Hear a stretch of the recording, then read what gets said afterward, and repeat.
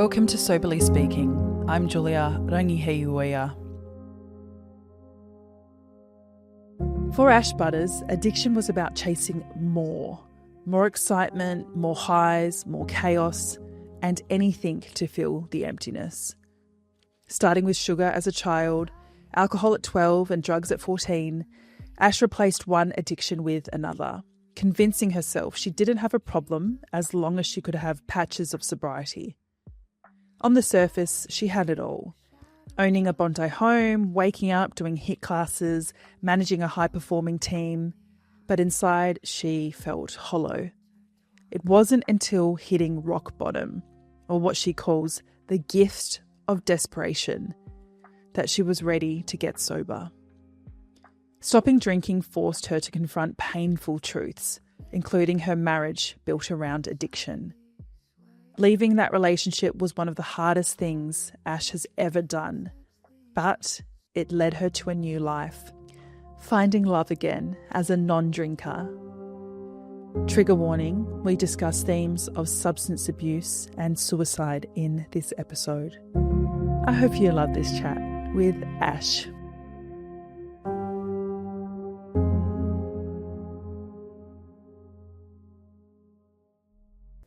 Ash, first of all, a huge congratulations is in order. 5 years sober. How are you feeling?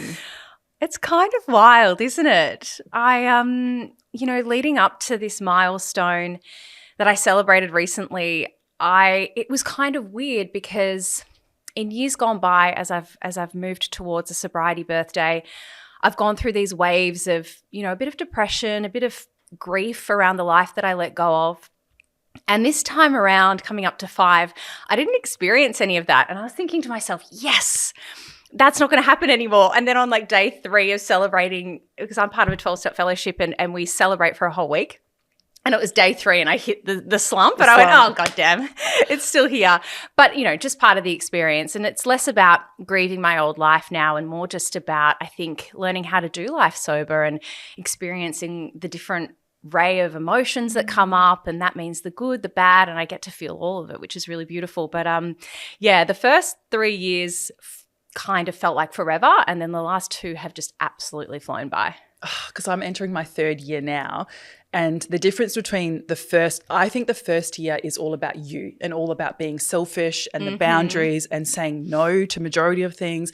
The second year was really like, okay, what am I here to do on this earth? Did you feel that? 1000%. That was my experience as well. That first 12 months, I very much went into my cave. It was also lockdown for me. It was 2020, the very beginning of that year. And so I really did just focus on not picking up a drink one day at a time and really doing a lot of the healing that needed to occur for me to be able to stay sober. And then at 12 months of sobriety, I had some really big changes in my life. I decided to leave my marriage. I decided to move back home. I had been in Sydney for 8 years and I came back to Melbourne. And then within that 2 to 3 years, I really started to come home to who I truly was. And that's when I left my corporate job, which was this, dream job that I'd always wanted as a little girl working in the beauty industry. I left that. I became a yoga teacher. I started a podcast and my life just looks completely different today. But I now finally feel like I'm living in alignment with my purpose. I'm getting so excited. We need to rewind first. I need to learn about little Ash. What were you like as a child? So when I think about little Ash, there is a lot of sadness there. I believe that I was born with this sense of not enoughness. I felt really unworthy.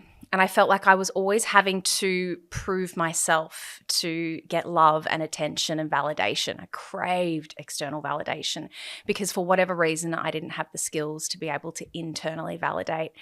And I would find that through things, through people, whatever it was that I could get my hands on to fill that God-shaped hole in my soul. So when I was really little, it was food. I think sugar was my first addiction. And then from there, it became alcohol, and then it was male attention, and it just went so on and on and on. And little Ash was a chameleon.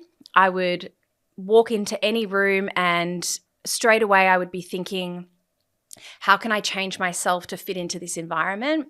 I would be sussing out what you needed me to be, and then I would shapeshift. I was just this chameleon. I would change my personality, the way I talked, what my passions and interests were, whatever I needed to be so that you would love me. So growing up like that, over the course of many years, I just grew further and further apart from who I truly was in my core and my essence. I really didn't know who I was, and I had no connection to that part of myself. And it's only been in sobriety over the last 5 years that I've actually figured out who I am. But yeah, little Ash she felt alone a lot of the time, even though I grew up with 2 parents and an older brother. I did grow up in an alcoholic home, so there was a lot of uncertainty, I would say. And again, I now understand as an adult and listening to people like Dr. Gabor Mate explain that, as children, we need our needs to be met. That's part of that inherent conditioning. And I didn't have my needs met as a child a lot of the time. And so as a result of that, I was really confused. I felt really alone. And like I said, just inherently not enough. Not having your needs met, was that emotionally? Was that physically? It was definitely more emotional for me, which I think can sometimes be, in a way, even more insidious. And what I mean by that was when I went to rehab, I actually didn't think that I had had a traumatic childhood. And it wasn't until I went through the process of actually sharing what they called a timeline, where we looked at from 0 to 17, any of the traumatic instances that may have occurred. I just basically had to write everything down. And I remember getting there and sharing in the group with this beautiful A5 colored piece of paper, this timeline. And I was smiling as I was like, and then this happened, and then this happened. I was so disconnected from the reality of what it was, because for me, it was things like growing up and being at the dinner table on a Friday night with my mum and my brother, and we were just waiting for Dad to come home, and he would never come home. He would come home on the Monday sometimes. And it was, mum and Dad having a huge fight, which was always alcohol fueled. And it wasn't so much even the fight that they'd had, but it was the next day where as a child I was tiptoeing around my own home. It felt like I had to walk on eggshells because you could cut the tension with a knife. That was like the deepest memory for me, which I feel is more of that lack of emotional support than physical. I had a roof over my head. I went to a decent school. I was always fed. So using that as the benchmark of, I had all of those things. So therefore, how dare I say that I had a traumatic childhood? Because compared to others, it was rainbows and sunshine. It can be such a barrier to getting help, right? Because we think, but I went to, say, a private school, I had the clothes on my back, and as you would know as a podcaster, you sit across from some people and we can hear such traumatic and dark, heavy stories, but the wound is the same.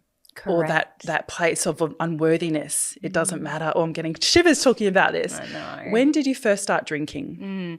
So I was 12 when I first had, that I can remember anyway. It was early December, and my dad at the time was he was president of one of the AFL clubs here in Melbourne. So he'd been invited to this party. There was a lot of celebrities, and for some reason I was there as well. And it was at somebody's house, and when we walked through the front door, there were people at the front handing out cocktails.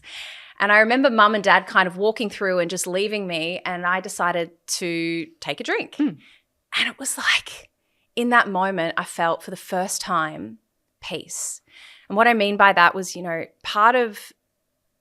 part of the result of having this deep core wound of unworthiness was that inner critic, that really loud negative voice. And that was something that I had lived with my whole life.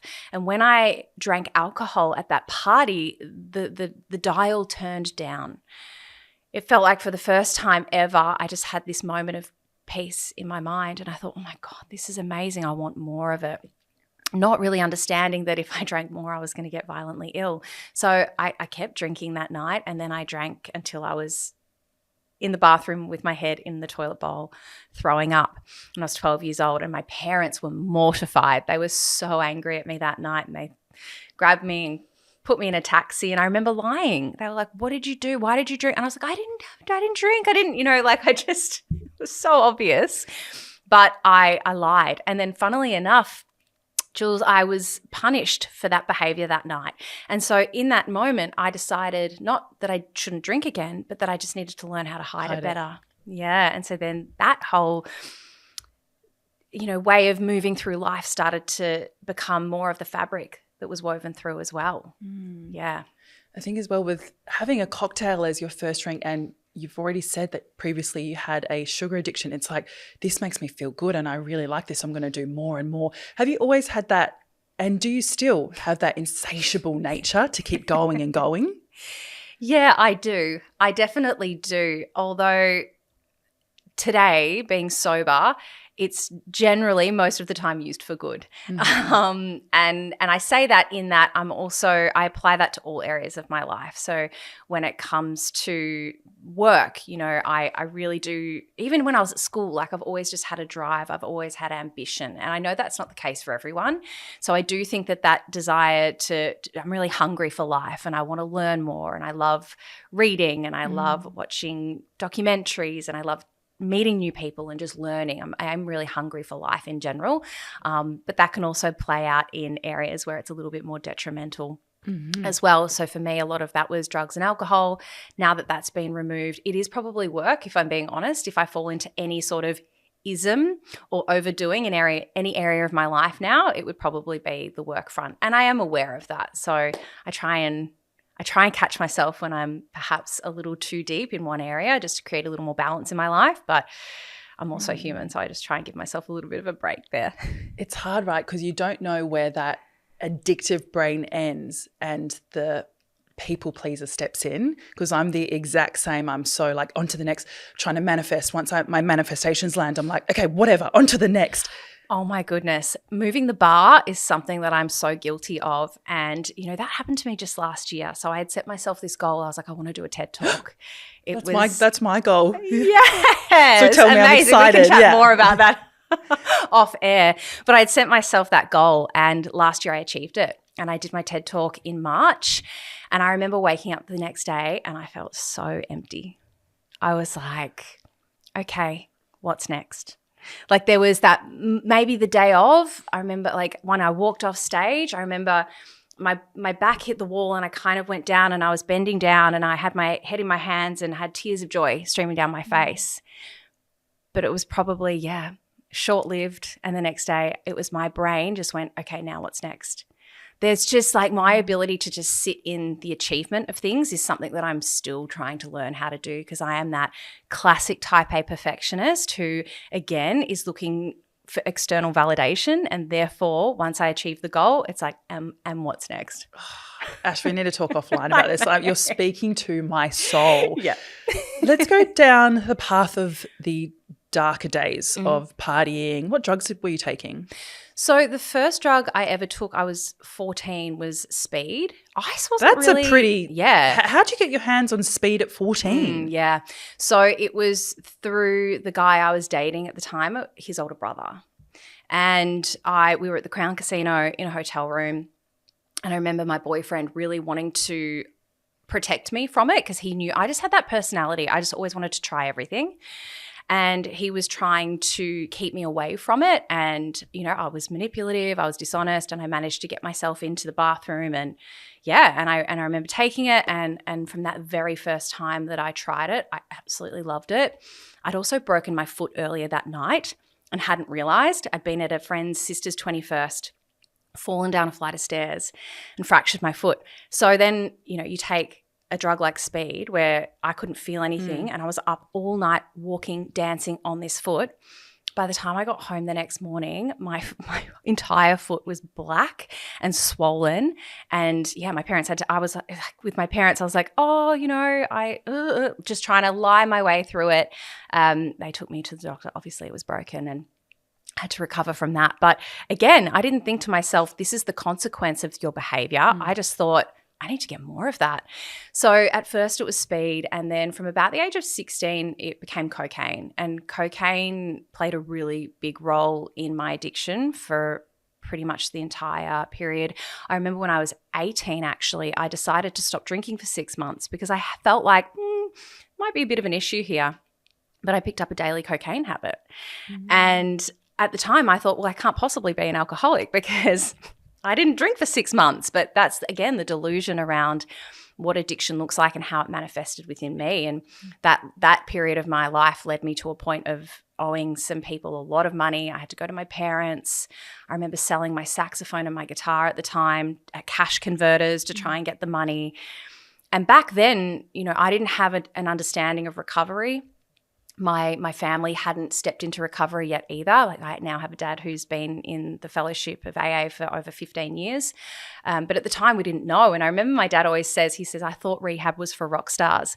So we went to a health farm. My dad took me to a health farm to try and get me well. But of course I didn't learn about the disease. I didn't learn about the healing that needed to happen. I just detoxed for 10 days. So what do you think happened when I got home that night? I was drinking. Can I just ask, sorry, what is a health farm? So a health farm, well, the one I went to was up in the back of Queensland, sort of in the hinterland area of the Gold Coast, I believe, from memory. And basically you would have colonics every day. Mm-hmm. You would have isotonics, which is this mixture of salt water and warm water, which basically just goes straight through you. And you were fasting, drinking broth at night. That was, it was almost like a really intense cleanse. Yes, it's like a retreat. Yeah. I think there were from memory, there were a lot of people there, because my memory is quite foggy for that period of my life, but there were a lot of people there who had terminal illness, who were trying to heal themselves. But the reason I was there was obviously to try and stop drinking and using, but it didn't work. No, if anything, I'm sure you were desperate to get back on it. Yeah, I couldn't wait. Talk me through your 20s, because I know that you went sober at 32. What was your 20s like? My 20s was a lot of chaos. When I was in my early 20s, I went traveling around Europe for a year, and that's where I think that my alcoholism really took off, because I was drinking every single day, but I was allowed to. There was almost a permission slip for that behavior. And the crazy thing was that I didn't realize until now, looking back, was I was throwing up every single day without fail. It wasn't a matter of if, it was just a matter of when, at what stage of the day. Because sometimes I could take 2 drinks and I would throw up. Other times it would be 5 bottles. And so I already had an allergy to alcohol by that stage, but I was pushing through. That should have been a red flag. It wasn't. And then when I came back, I was in a relationship with a guy that was actually really healthy. He was really good for me. And so there was a period there in my sort of mid-20s where I calmed down a little bit. But then, because there's part of me that I believe was addicted to the chaos and the drama, that was almost like my safe space from growing up in such a toxic environment, I got bored.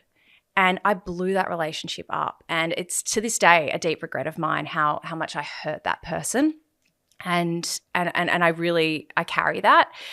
But I felt so much guilt and shame for the way I behaved in that situation that I ended up doing a geographical. And that's what led me to move to Sydney, because I felt like I couldn't show my face in Melbourne anymore. I was just so consumed with self that I took my life up to Sydney. And that's where things really took a turn, because for now, there was no one there to see how much I was drinking and using, and I could just do whatever I wanted. And I didn't have to worry about my parents or my close friends looking over my shoulder. And so it really took off when I was living in Sydney from about 2014. And from 2014 to then, 2020, when I got sober, that last 6 years was absolute chaos. I ended up marrying someone who was in their own addiction. So we became very codependent, very enmeshed. We would enable one another. And the crazy thing was, I think when I look back as well, is that my ability to keep the wheels spinning was almost masterful. From the outside looking in, people had no idea what was going on. I was getting promoted at work. I'd bought a home. We were living in Bondi. I got married. Like, I was doing all of those things that they tell you that you need to do in life. It's almost like this is the blueprint for happiness and success. Go off and do all of that. So like off I went, tick, tick, tick. And yet every time I achieved one of these things, I felt more and more empty.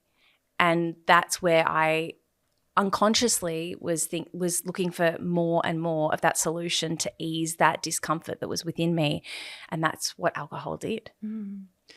It's so interesting when you said about doing the geographical, because I did the same thing, not to run away from an ex or anything, but I moved to Sydney in 2014. And when I remember so clearly being on the flight thinking, and I was known in Perth for bendering, being the party girl. I had no talents apart from keeping the bender going for days, and I prided myself on that, right? That was my entire identity.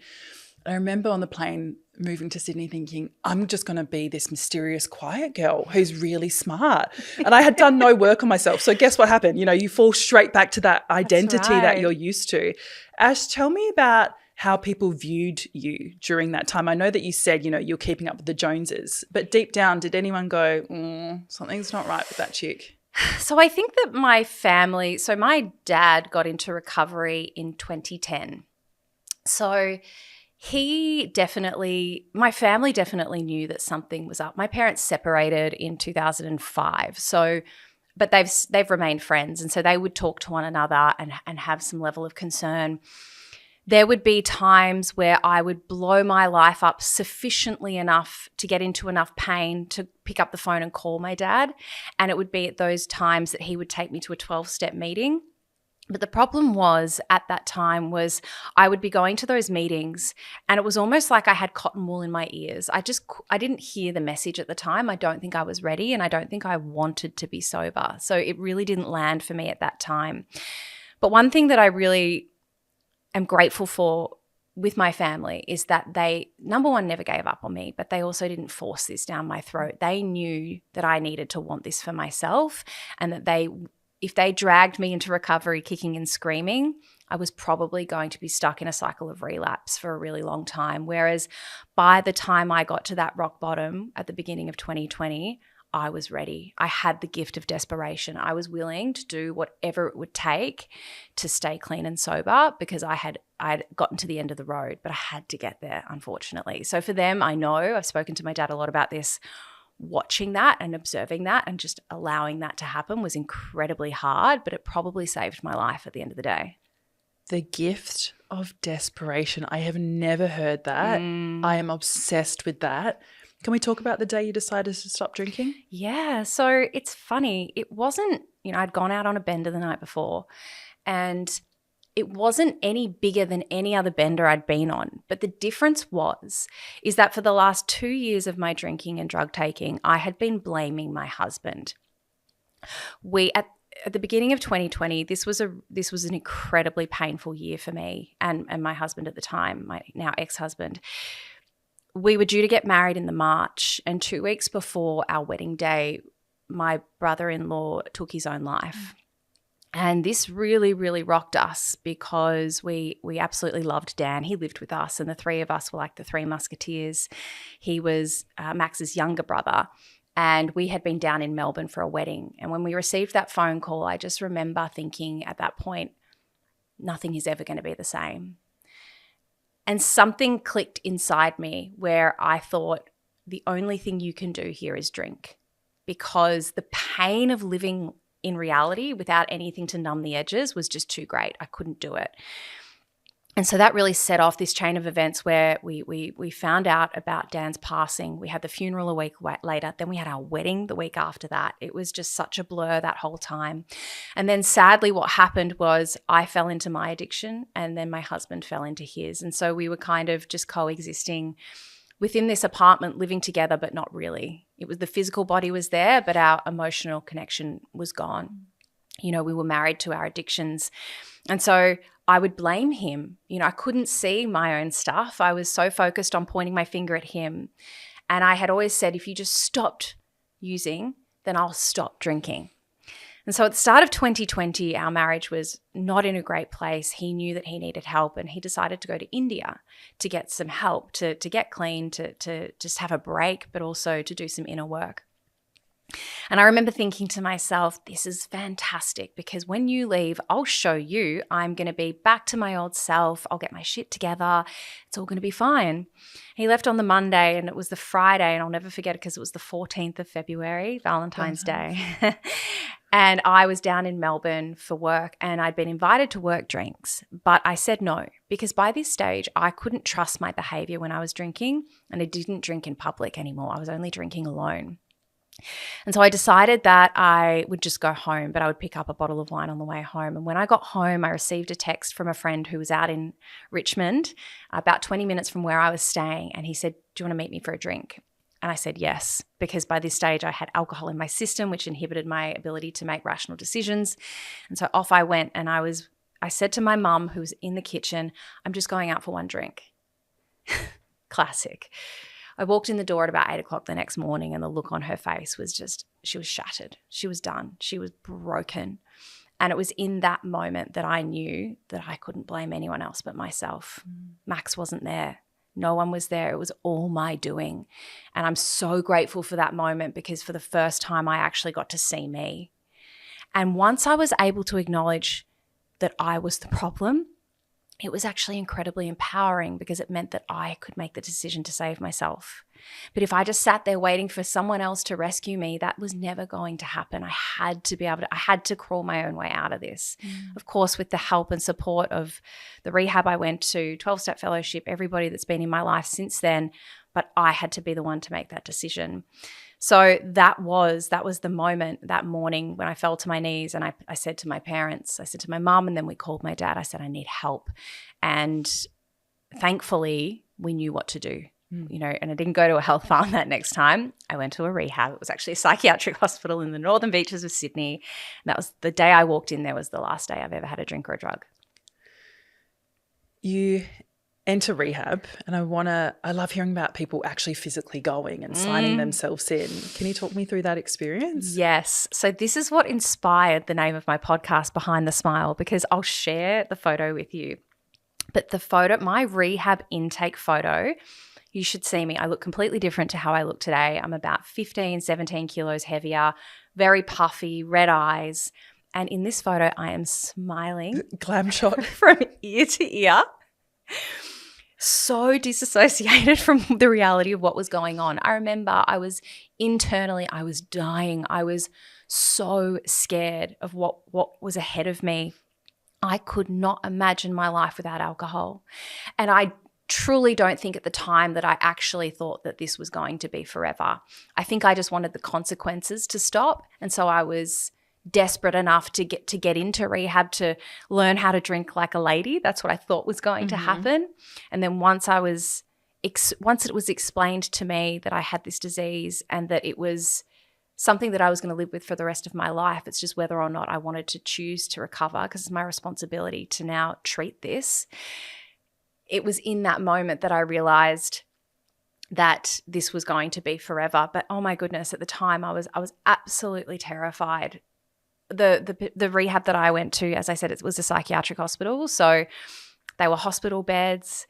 They searched my belongings. They took my hair straightener because it had a cord on it. I wasn't allowed caffeine. I wasn't allowed my phone. There was no TVs.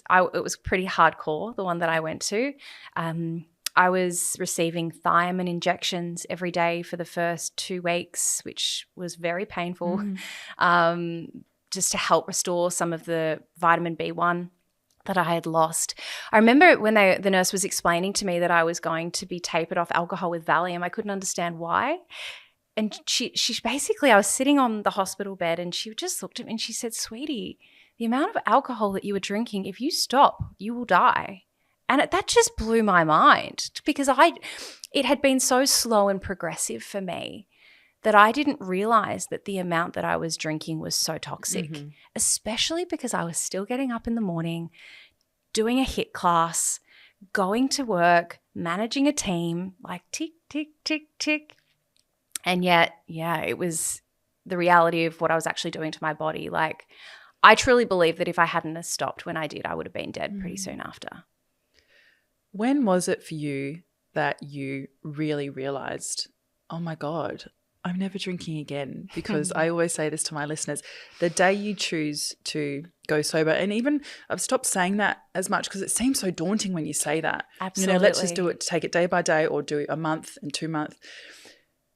The day you do stop drinking is not the day you realize you'll never not drink again. And you so true. Grieve and you mourn twice over, right? When was that day for you? When did the penny drop?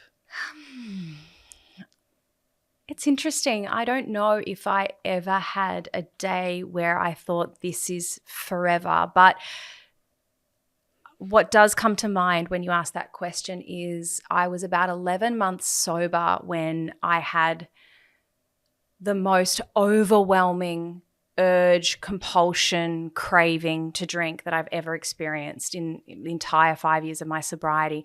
And it was set off through emotional grief. What was happening that day was, number one, I'd made the decision that I was going to leave my marriage, but I hadn't communicated that to my husband at the time. And number two, it was my brother's wedding day, and I wasn't able to attend because I was in Sydney and we were locked down and I couldn't cross the border.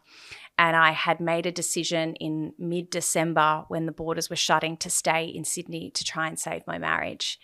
So it was about 30, 40 days later, and I couldn't get to Melbourne. My brother was so upset with me. My sister-in-law, who was is still one of my closest friends, and that coupled with the fact that I knew that my own marriage was over, the amount of grief and emotional turmoil that was swirling through my body, every fiber of my being was saying, just pick up a drink. That's going to fix it. You don't have to sit through this pain. This will work. And I think that, on that day, some of the things that I did was I made sure that I was with somebody who loved me and would protect me, and that was my best friend, Alex. He lives in Sydney, and I was with him the whole day. I watched the wedding on FaceTime. He stayed with me. We went for dinner that night. He just made sure that I wasn't alone. And that was really important for keeping me safe. I think it was when I woke up the next day and I got through that, and I realized in that moment, nothing is ever going to happen in life where a drink is going to make it better. Mm-hmm. You can get through anything. I don't think I've felt anything as painful as what I felt that day since. I know that I will feel that level of pain again because that's the nature of life, and being sober means experiencing life for all that it offers, as we were chatting at the top of the show. But yeah, I think it was after that experience that I knew that I was in this for the long run. If you feel comfortable, I would love for you to talk about how you went about actually ending your marriage. Was it a joint feeling? When you bring up something and they go, well, thank God you said something. And what did you do after that? I mean, you're in Sydney, you're alone, or you don't have your family. How did life look like after? How did life look like for you afterwards? Yeah, of course. I am happy to share. And I have spoken to my ex-husband. He knows that I talk about this. He's actually come on my podcast before and we've shared this story together. So I do have permission from him to share. We are friends today, which is really beautiful. Even though we don't talk a lot, we live in different states. There's a lot of love there, and it's very amicable. When I made the decision, it was not, as you shared, a mutual decision. He was really surprised that I'd come to that decision. I was shocked at his surprise. And I hear this a lot actually when I speak to people who are going through a separation. And I believe someone shared with me once that they say women grieve the relationship while they're in it, whereas men start to grieve once it's over. That was exactly how it played out for us. I had been grappling with the decision of whether or not to leave that marriage for a year. And I had begged him to get clean, and the decision to leave for me was about self-preservation and really putting my recovery first and my own oxygen mask on first. His using was a very, very big trigger for me. Mm-hmm. And it wasn't actually until I left that, he's over 3 years clean now. But had I stayed, I don't know if that ever would have happened because we had that enmeshed enabling cycle of behavior playing out. And so I had decided to come down to Melbourne to get some respite from the home. It was really toxic and I just needed to be able to breathe. And that's exactly what happened. I came down to Melbourne for the borders had opened, and I drove my car down and I stayed with my mum for a couple of weeks. And I remember feeling this weight lifted off my shoulders, and I was sleeping better, and I was able to stomach food and all of these things that I hadn't realized were even playing out because I'd gotten so used to it. It's like the frog in the boiling water. I had gotten so used to the toxicity of the environment, but it was really dangerous for me to stay there. So I came home to Melbourne. I felt like I could breathe again. And it was in that moment that I was like, Ash, you can't go back. So I called my husband and I said to him, I don't think I can come back. And it was hard. I'm so grateful that he's never once gotten angry at me or been cruel to me. He's always really wanted the best for me, which I know is not the reality for many, many people who go through a marriage breakdown. But we have both conducted ourselves with a level of grace that I'm incredibly proud of. And like I said, to this day, we are each other's number one supporters. You know, we're not best friends or anything like that. We've both got new relationships and we're very respectful of our current partners and how they feel as well. But, you know, like till the day we die, I think we'll be there for each other. We went through a lot together. And, you know, I'm just so happy that he's clean and sober as well now. Oh, I love that. Have you started dating sober? Or are you in a relationship now? I'm engaged. Oh my gosh! We won't talk about this. Can we ask how you met? I just think it's really important for a sober woman. Yeah. How old are you now? Can I just ask? Yes, I'm 37. Of course, so you can ask. Like divorced, you're sober. So that was part of, you know, I had so much fear around ending my marriage because I was 33 years old at that stage. I thought to myself, am I ever going to meet someone again?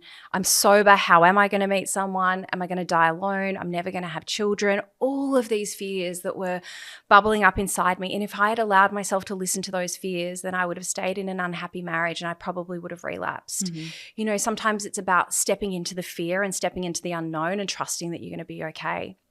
And so it was absolutely not on my bingo card to meet my fiance. We ended up having a mutual friend who was also sober, and she was moving to Queensland and she had a going away drinks type thing. I say drinks even though none of us drink. Yeah. You can still have a normal life and go to bars and things like that once you feel ready. And so we actually went to Speakeasy on Chapel Street. It was a drag show and that's where I met my partner. We met that night. We just hit it off. He reached out the next day and said, can we go for a walk? And the rest is history. That was about 12 months after my marriage had ended. So I had a full year of being alone, which was actually really, really healing for me. I'd never lived alone. I was in a little apartment with my dog, Frank, and I did a lot of crying and a lot of healing that year. But it allowed me to work out who I was and who I wanted to attract into my life. So yes, that was 2022. That we met and now we're happily engaged and he's just the most incredible man I've ever met in my life and I couldn't be happier. Ash, I have loved speaking with you. This will be my last question. 5 years sober, I look up to you. What is the best piece of advice that's really stuck with you that you've learnt over that 5-year span? I think the best piece of advice is to be consistent. And that's the one thing that I've done within my recovery is I've continued to show up for myself every single day, even when I haven't wanted to. And I think that's really important. What does that look like? It's quite vague. Showing up for myself means having a daily practice. It means meditating. It means journaling. It means writing a gratitude list. The things that I do that allow me to come home to myself. I have to put myself first. And that's not about being selfish. It's about self-preservation. And I truly believe that. And with the women that I work with, I say, you have to put yourself first. You have to put your own oxygen mask on first. Otherwise, how can you be of service to everyone else around you? Like in looking after myself, I get to show up as the best version of myself. And then every other person that I touch receives the benefit of that as well. So definitely showing up even when you don't want to. And it's just those 1% gains that over the course of 5 years have completely turned my entire life around. Normally I would wrap up, but I just want you to speak on your work that you're doing. I think it's really important. I think some of my listeners would find some help with it. Yeah, thank you. I'd love to. So I'm a holistic transformation coach, and what I really am passionate about doing these days is helping people to experience the same transformation that I have, whether that means that you're removing alcohol from your life or maybe it's some other toxic behaviors. A lot of the time we develop these maladaptive coping mechanisms as a way to survive, and it happens in childhood. And unless we shine a light on these behaviors and become aware of them, we will continue to repeat the same behaviors. So I help people to release negative core beliefs, remove energetic blocks, and that journey of coming home to self, allowing that transformation to evolve, to let go of control and to allow the flow of life to move in. It's such incredible, powerful work. And I feel so blessed that I have the opportunity to do this and to see people's lives change right in front of my eyes. And it's available to anyone. You just want to reach out and grab it. I feel so blessed to have met you, to have had Likewise. this chat. Thank you so you. much for coming on Soberly Speaking. Thank you for having me.